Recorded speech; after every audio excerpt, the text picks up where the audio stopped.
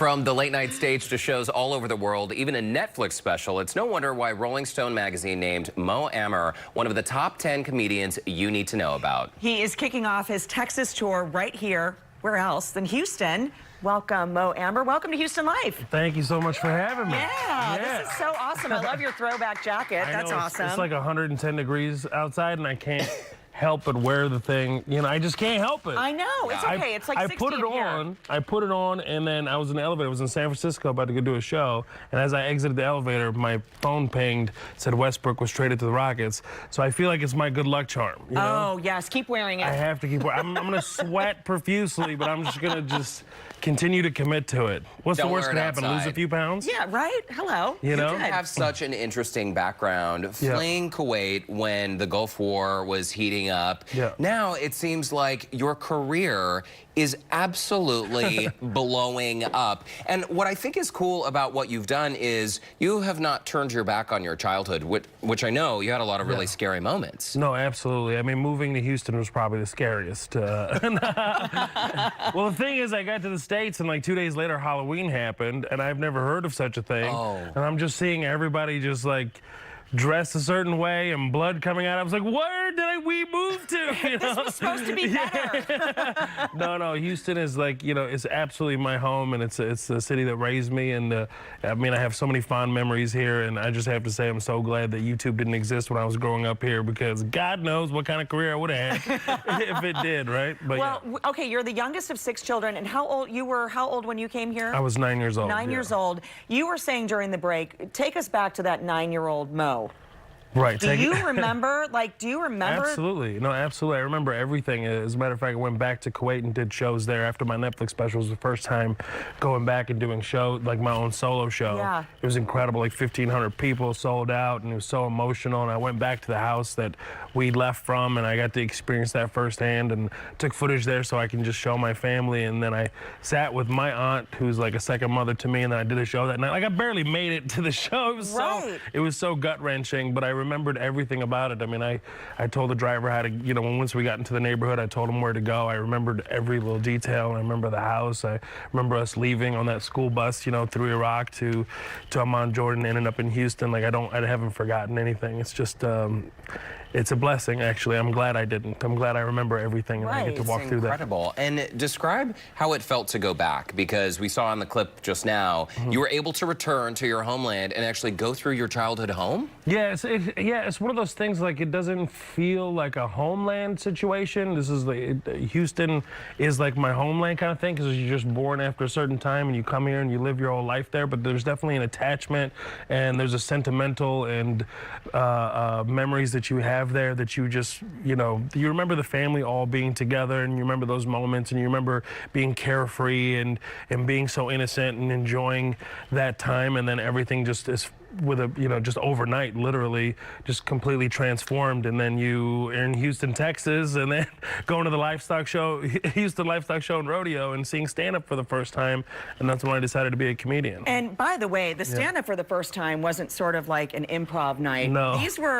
This was a big deal. No, absolutely, absolutely. You're talking about the shows here in Houston? Well, the first one that you saw at the rodeo, right? Oh, yeah, no, absolutely. I saw Bill Cosby. He was co-headlining with the band Alabama, of all things, you know, and it was so there's 3 indigenous art forms to the States. It's stand-up comedy, jazz, and hip-hop. So at that point, I was not familiar with stand-up comedy whatsoever, and as a matter of fact, it's a very new global art form to many places around the world. So with the formation of YouTube and everything else, that's made it global. So it was the first time I ever saw it, and at that moment, I knew that this is what I was supposed to be doing for a living. And 4 years later, I started doing. Yeah, I knew immediately. I looked at my brother. I was like, I'm gonna be a comedian.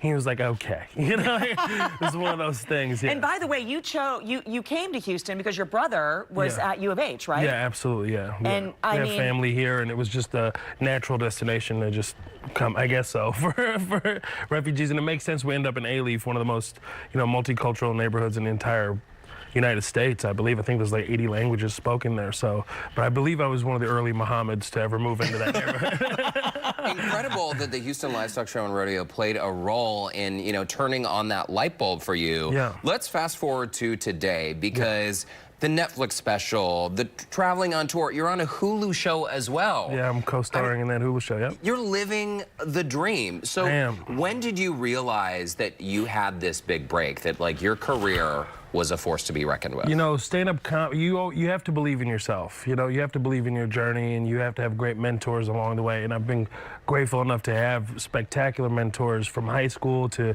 leaving high school and starting at the Comedy Showcase and the Laugh Stop and having Danny Martinez, and then you know, you can't give up on yourself, and you end up, you know, you work so hard, you get lucky, right? You work hard enough, you end up getting lucky. And I ended up making a relationship with Dave Chappelle, and he ends up not only being a good friend of mine, but also one of my greatest mentors. And it was one of those things, like, I don't know when it's gonna happen, how it's gonna happen, but I know I'm supposed to be here. And then you end up, you know, That's you and Dave right there. Yeah. yeah, on top of Radio City Music Hall. It was crazy. And so he's been, you know, really instrumental to, you know, my career at this part, you know, to know how to navigate it and move on through it. But these are the moments that I'm like, oh yeah, I think I'm doing fine. You know? Pretty good job there, Mo. I think good. everything's gonna be okay. And honestly, after I got my Netflix special, the first thing I felt was relief. I was like, oh, I did do this for a purpose. And my early mentor, Danny, he told me that, you know, it's going to take you 20 years for overnight success. And I just had my 20-year anniversary this past June, and he was spot on. You know, he was absolutely spot on. You just have to, like, continue to believe in yourself and to take so much torture. It's torturous being in this business. It is, yeah, because And it's so, not easy. Of course, yeah, it's not easy, and you're like questioning your life, and I'm like, what am I staying at in this hotel or motel for $30 or whatever it is, and you're going 12 hours each way to make $100 if you can, and if you get lucky, and it's just about really believing in yourself and believing in your vision and sustaining that, and you'll eventually get there. I love seeing all these images. I know. I know what's going on right now. Let's It's the tell Mo folks Show. how they can see you here in Houston. So I know you have some special surprises in store for these shows at the Improv. Friday through Sunday night? Yeah, Friday, 2 shows Saturday, one last hurrah on Sunday.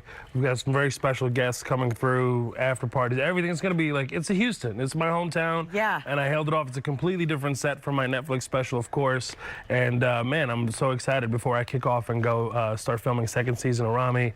And then I have some special announcements, but I can't mention anything. Special announcements like upcoming projects? Maybe. Okay. Nothing here? And Ramy, by the Maybe, way, I is don't that know. Hulu show, so people can Yes, find it on Hulu. absolutely, yep. We do have a link, by the way, on our website, HoustonLife.tv, if you want to find more info about the show or to buy tickets. Thanks so much for stopping by. Thank you It's a pleasure to meet you. Pleasure to Great meet you meeting guys. you. Absolute pleasure. Yeah, this So is so happy for great. you. Thank Definitely you. come back and see us, Thank would you. you? I'm going to go play with the doggies. I know. Yes. Aren't they cute? They're adorable. Adorable. It's a good day to Shout come. out to A-Leaf, to all your peeps. Absolutely, Yeah. A-Leaf. That's it. I haven't been there in a minute. I know. Well, maybe this weekend. I will. I'm gonna Mo, drive thanks by so now. much. Thank you. Appreciate it.